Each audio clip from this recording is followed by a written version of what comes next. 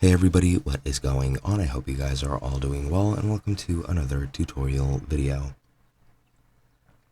In this video, I'll be explaining to you guys how you can do accounting within Odoo, so let's get right into it. Now to do accounting, you're going to need the accounting module, which you should either set up while creating your database, or you can set it up through the apps module or installer afterwards when the database is already created. But whichever method you use is fine. All you need to do is make sure you have the accounting module.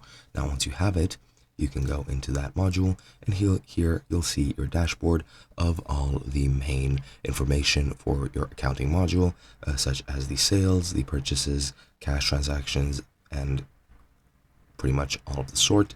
And you'll also see your bank, point of sale options, many things. At the top, you'll see this sort of toolbar, I guess you could call it.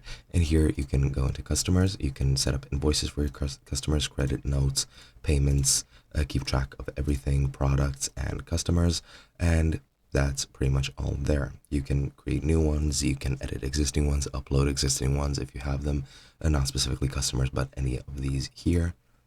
And yeah, you can also edit your vendors, edit the bills, handle refunds, payments, products, and other vendors. And that's pretty much it. You can also go into accounting, figure out your assets, loans, reconcile things, journal entries, journal items, etc.